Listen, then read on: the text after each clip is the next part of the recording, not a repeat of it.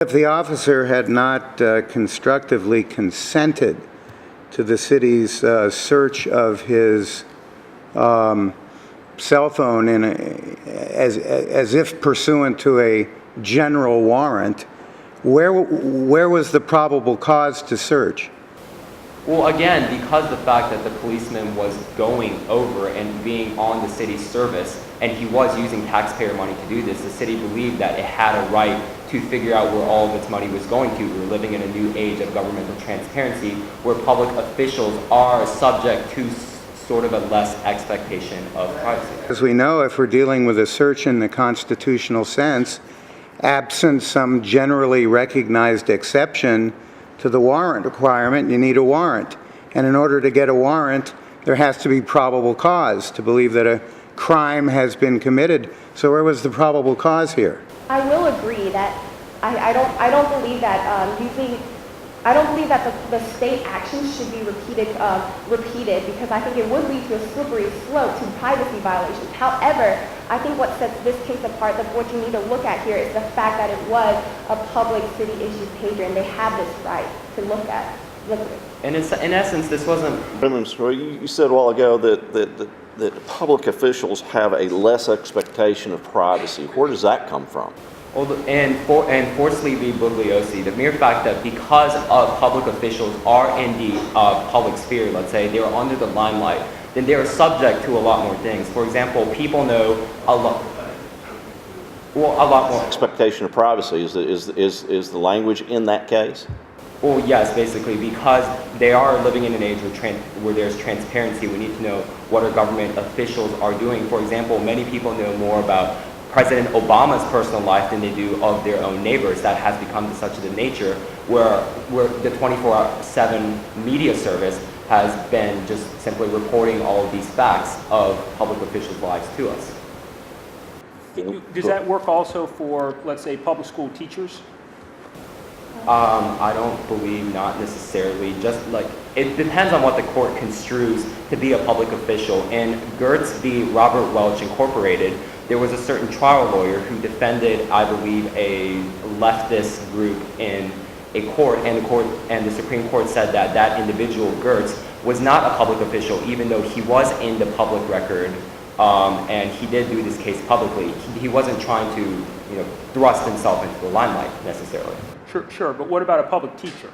Someone who is paid by not a private school teacher, but a public school teacher, someone who is paid by the city. Should that make a difference in terms of their expectations? I don't necessarily think so. Just because they're being a teacher, just because they're working for the state, doesn't mean they want to, plaster their faces all over billboards. They're still at a less standard than as our politicians, let's say. Right. Okay, so if they were issued a phone, okay. So, Yeah. doing this at home. All right, cool. Good job.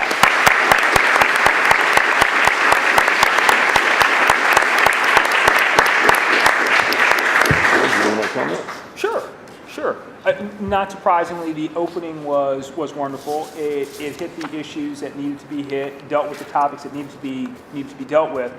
In terms of focusing on the idea of privacy, it struck me that that's, of course, exactly what the Fourth Amendment is about.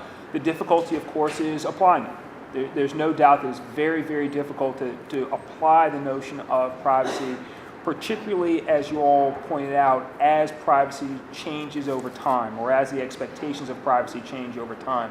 That's a difficult issue and one that we could take a long, long time to deal with, but I think you all handled a lot of the questions we talked about there pretty darn well. So thank you all very much. Judge? I agree with everything that Professor Chambers said. Presentation was just top-notch. We threw some difficult questions at you. I think you fielded them very well. I think what's of ultimate importance is remembering what the nuts and bolts, what the essential elements are of what we're dealing with here. Do we have a search or a seizure in the constitutional sense? If so, does one of the generally accepted, recognized exceptions to the warrant requirement apply? If not, was a warrant issued? If a warrant was issued, was it supported by probable cause? What was the probable cause?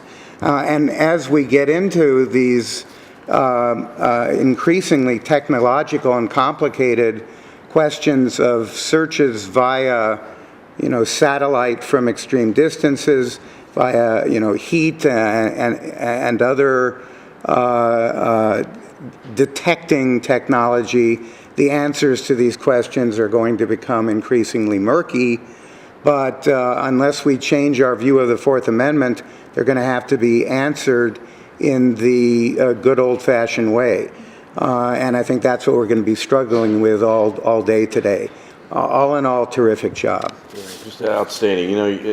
When you get involved and you all are engaged and we're firing questions, and we mean to, as soon as you start talking, about searches and then, we throw a different question at you and we challenge you, it's obvious to me that, your breadth and depth of knowledge is outstanding, and you know your subject well.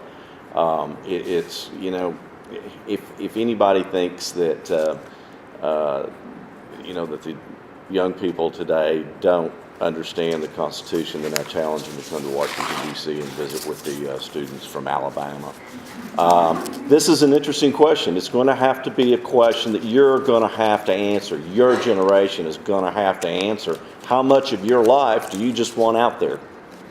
I came from a generation that you don't trust anybody over 30. Now I'm twice that. So I don't know what to do. I'm confused. But anyway, great job, Alabama. You did an awesome job. Thank you.